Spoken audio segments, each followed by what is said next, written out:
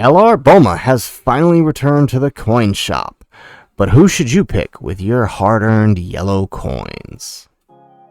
How's it, everybody? Celtic Link here. We're back for another Dokkan battle video. In today's video, we have a brand new Extreme Z Legendary Summon banner for the LR baby, who received his EZA during the celebration on Global Dokkan.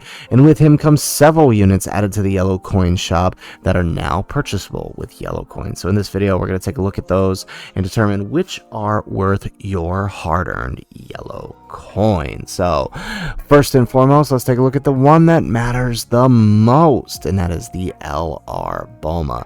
For those of us on Global, the only chance to summon her originally was on her banner back during Golden Week last year when she was the Part 2 LR. She did return on a Carnival coin banner and was purchasable for Carnival coins, but not really recommended unless you pulled the two Carnival LRs during Worldwide. Otherwise, her first return on JP was actually on the Rian banner, so we're getting her just a bit sooner than JP did, right? Since we won't be actually get this LR Rian banner until mid-February, and we'll talk about that here in a minute. So let's go ahead, let's take a look at what she's doing and determine whether or not she is worth it. So she is a Dragon Ball Seekers or DB Saga category key 4 HP attack and defense 150. Pretty standard for yellow coin LRs. You're not really using her for the leader skill outside of some few specific runs. On her 12 and 18 key, she is greatly raising attack and defense for the turn, while on her 12 key, she will lower the enemy's attack, and on the 18 key, she has a high chance of throwing a critical hit. Her passive activates an entrance animation once only, gets key 3, and guards all attacks for 7 turns from the start of turn. She gets key 4 and attack defense 177%, and randomly changes key spheres of a certain type STR excluded to rainbow key spheres. She has damage received minus 7% at the start of each turn, up to 77%, plus an additional attack and defense 17% per key sphere obtained. She has an additional attack 77% with 3 or more key spheres obtained, and all allies key 3 and attack defense 37%, self-excluded for 2 turns with 5 or more key spheres obtained. She launches an additional super attack with 7 or more key spheres.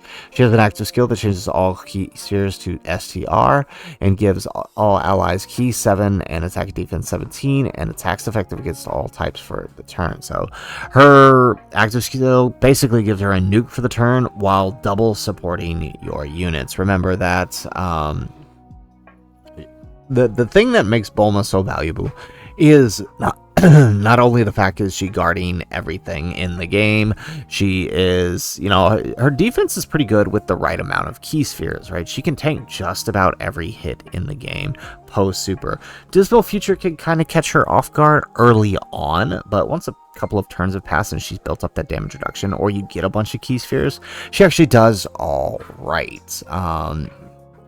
But again, her function is that support, right? That 2-turn 37% support can be stacked upon other types of support, right? If you've got a 40% support and her working in tandem for a unit, right, that is 77% support on a unit. Pretty darn good, right? So that's what makes her extremely valuable, because it lasts for 2 turns as opposed to just the turn, just the characters on her rotation, and she's pretty defensive to boot. And so honestly, if there were a best yellow coin choice, it would be her as it is right now. But many of you have probably worked your way around and possibly summoned her on the New Year's Step Up or even the Carnival banner.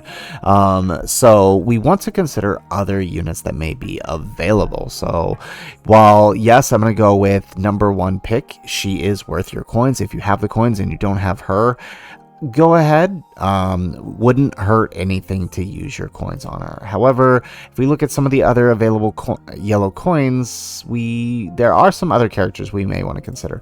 The AGL Super Boo is the most recent addition to Global, and it's interesting that he got his return before Bulma did on Global, because he released after Bulma on Global. But either way, He is definitely worth your coins if you're missing.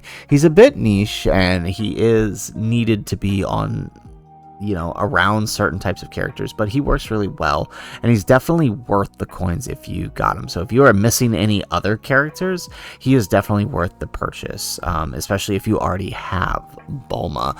Golden Frieza is another top choice for yellow coins. Either one of these two, if you already had the Bulma, would be definitely worth your choice.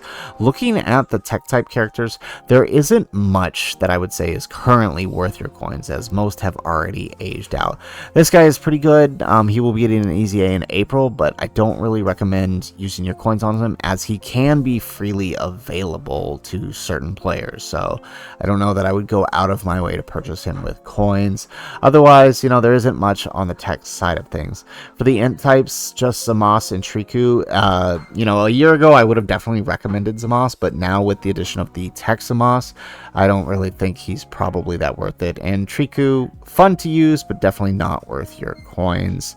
For the STR types, obviously we have Bulma, and for Fizz types, there's not really much that's worth your coins at the current moment. So pretty much just AGL Frieza, AGL Super Buu, or Bulma. If there was a top out of the three that you were missing, I would definitely go with the Bulma. Now, one thing you should consider is that Bulma will be making her way back on this banner right here for the Rian Banner, which us here on Global will be getting around mid-February. It'll probably drop around February 14th to the 18th, I think, is usually when the Part 2 February banner drops.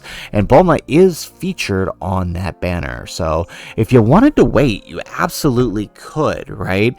This banner will be a pity summon banner, right? We'll be getting the pity coins that can be later exchanged, right? I think it's, if you do 1,000 coins, you basically can exchange a free copy for the LR Ribrianne. If you do 1,000 stones and you don't get her, you trade in those coins. It ends up, I think the equation ends up being like 200 coins, and then you can trade it for the Ribrianne. However, if in that process, right, you do pull her, you can exchange whatever pity coins you get for yellow coins, and then use those yellow coins to buy Bulma for 500, depending on where you're at. So if you're on the fence about buying Bulma, consider waiting until this banner shows up. If you decide to summon on Ribrianne's banner, who, I mean, she's kind of good. It's Ribrianne, but so, take that for what it is. But she is kind of good on certain setups. So if you plan on summoning on this banner, then you may want to just wait to pick up Bulma then, so you don't waste your yellow coins. But just wanted to throw that out there as food for thought for what is coming up. But at the end of the day, I do recommend picking up Bulma with yellow coins if you have the coins to do so. So anyways, guys, that is the video. If you like the video, make sure you hit that like button and subscribe to the channel if you have not already. And in the comments down below, let me know, what is the yellow coin white whale that you are chasing? What's the one yellow coin unit that you just can't seem to pull? Mine is the Fizz Goku Piccolo. I got lucky during anniversary, but that's the only copy I've ever pulled of them. But I'm curious to hear, what is your card that you just can't seem to get for yellow coins that you are waiting to use? Let me know in the comments down below.